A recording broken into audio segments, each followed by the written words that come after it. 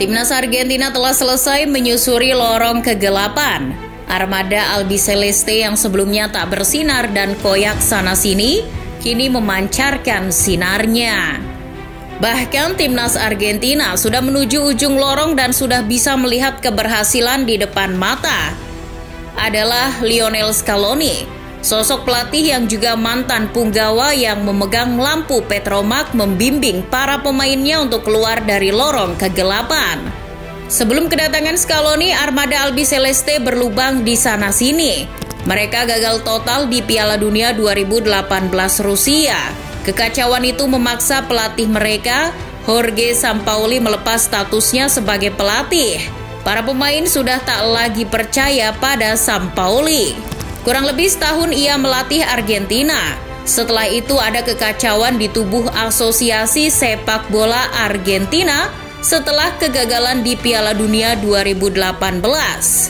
Sampaoli dipecat dan Lionel Scaloni masuk menggantikannya. Seperti pelatih sebelumnya, Scaloni juga seorang mantan pemain sepak bola. Scaloni memulai karirnya di Newell's Old Boys, klub yang berasal dari tempat tinggalnya, Rosario. Sepanjang karirnya, Scaloni juga pernah menjadi bagian dari tim Argentina yang menjuarai Piala Dunia U20 tahun 1997. Setelah tak lagi memperkuat Newell's Old Boys, Scaloni pindah ke Deportivo di Spanyol.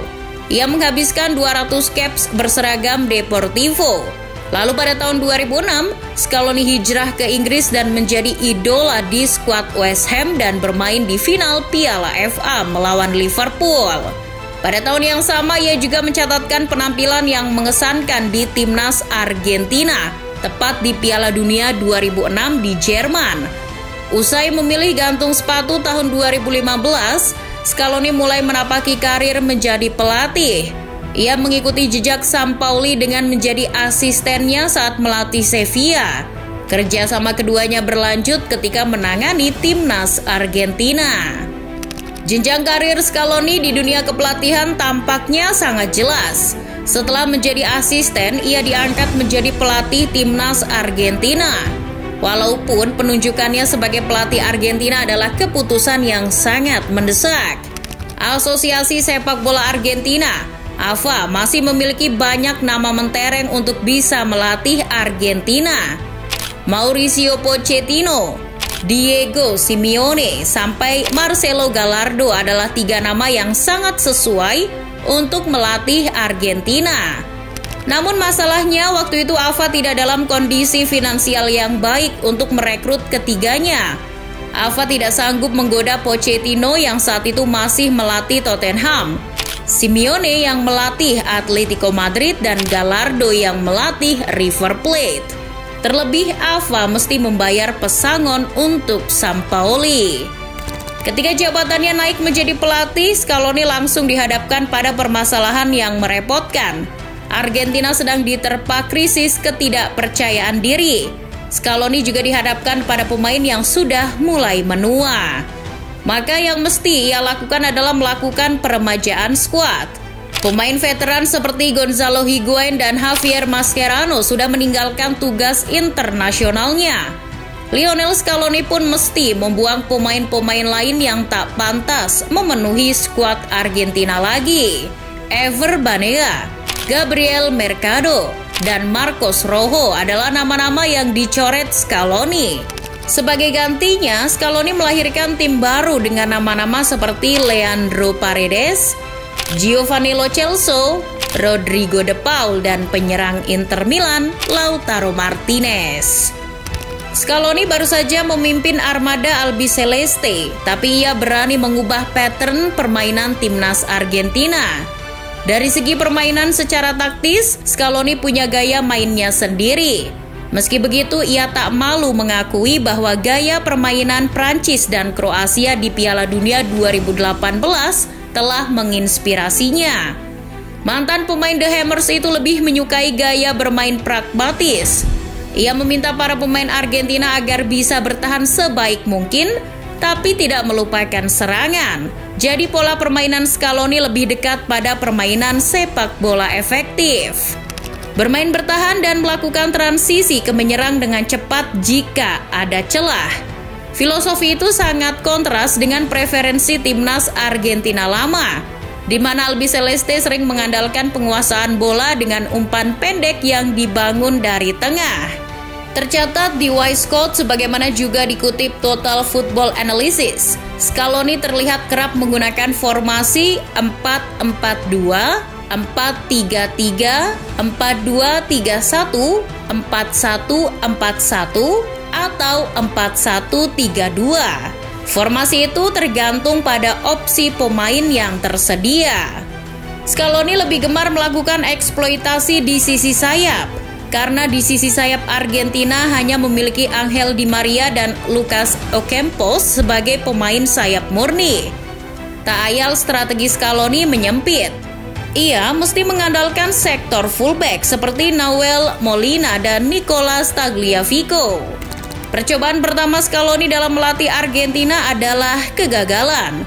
Itu terjadi pada Copa America 2019.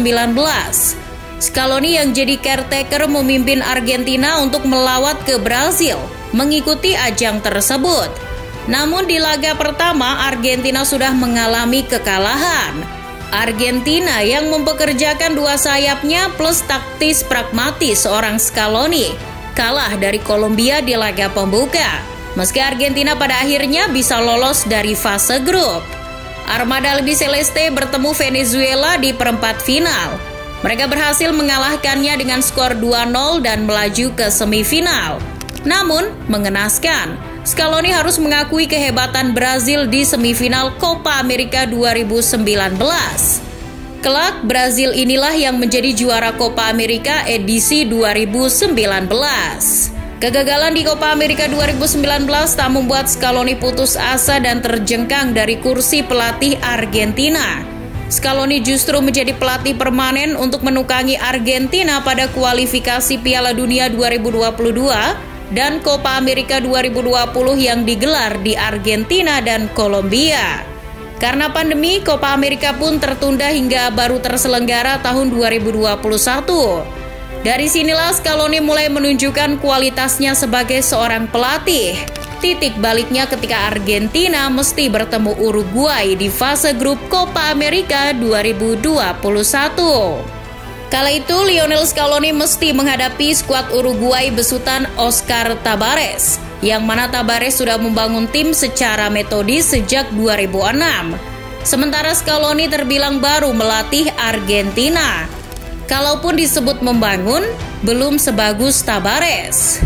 Namun yang terjadi sungguh di luar dugaan. Scaloni berhasil mengatasi Uruguay besutan Tabarez dengan mengalahkannya dengan skor 1-0. Para pemain Argentina bermain sangat kolektif.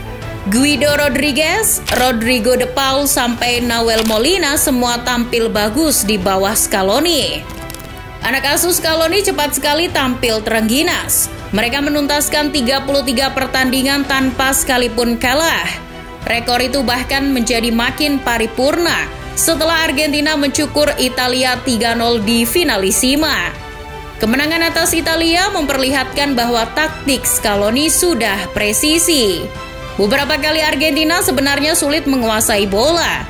Namun untuk efektivitas serangan, Scaloni benar-benar tahu bagaimana memanfaatkan Lionel Messi dan Angel Di Maria. Scaloni betul-betul sudah mengubah paradigma Argentina. Ia menanggalkan ego. Argentina di tangan Scaloni sudah tidak lagi Messi sentris, karena ia bertekad untuk membakar patriotisme dengan permainan kolektif. Ia menemukan bek tengah yang cakap dalam diri Cristian Romero. Scaloni juga menemukan kiper yang selama ini dibutuhkan Argentina dalam sosok Emiliano Martinez. Dan ia juga menemukan amunisi lini tengah baru pada seorang Rodrigo De Paul. Dengan gaya permainannya, prestasi yang diberikan Scaloni dari Copa America sampai finalisima, maka Argentina seperti kembali pada setelan pabriknya saat mendiang Diego Maradona mencetak gol tangan Tuhannya. Scaloni telah menyetel Argentina sebagai penantang kuat gelar Piala Dunia 2022. Terus seperti ini Scaloni.